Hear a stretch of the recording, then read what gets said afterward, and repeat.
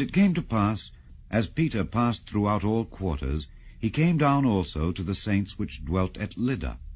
And there he found a certain man named Aeneas, which had kept his bed 8 years, and was sick of the palsy. And Peter said unto him, Aeneas, Jesus Christ maketh thee whole. Arise and make thy bed. And he arose immediately. And all that dwelt at Lydda and Saron saw him, and turned to the Lord. Now there was at Joppa a certain disciple named Tabitha, which by interpretation is called Dorcas. This woman was full of good works and alms deeds which she did. And it came to pass in those days that she was sick, and died, whom when they had washed, they laid her in an upper chamber. And forasmuch as Lydda was nigh to Joppa, and the disciples had heard that Peter was there, they sent unto him 2 men, desiring him that he would not delay to come to them. Then Peter arose and went with them.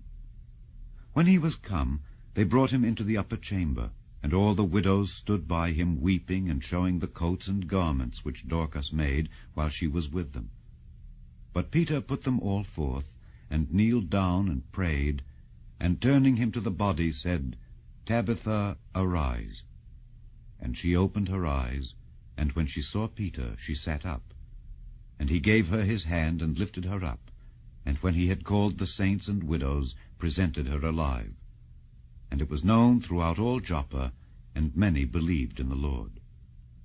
And it came to pass that he tarried many days in Joppa with one Simon, a tanner. Chapter 10.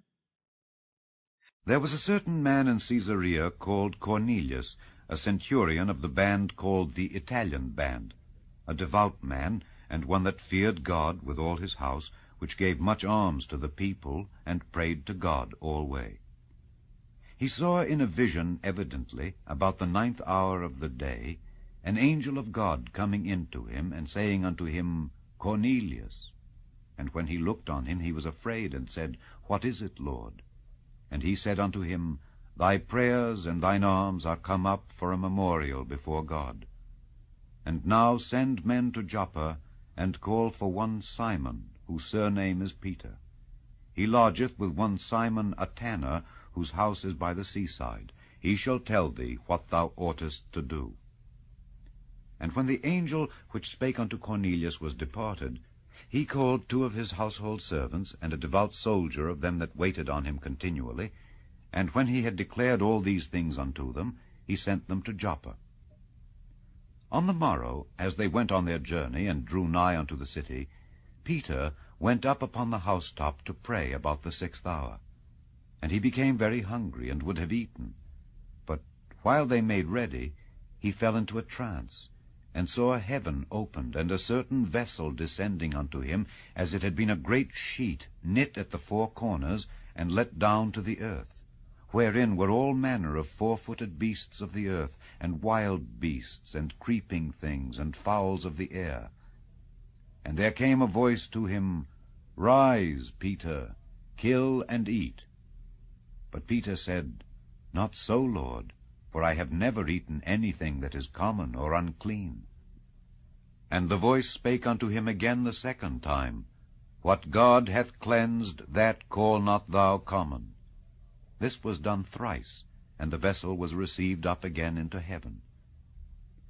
Now while Peter doubted in himself what this vision which he had seen should mean, behold, the men which were sent from Cornelius had made inquiry for Simon's house, and stood before the gate, and called, and asked whether Simon, which was surnamed Peter, were lodged there. While Peter thought on the vision, the Spirit said unto him, Behold, 3 men seek thee. Arise therefore, and get thee down, and go with them, doubting nothing, for I have sent them. Then Peter went down to the men which were sent unto him from Cornelius, and said, Behold, I am he whom ye seek. What is the cause wherefore ye are come? And they said, Cornelius the centurion, a just man, and one that feareth God, and of good report among all the nation of the Jews, was warned from God by an holy angel to send for thee into his house, and to hear words of thee.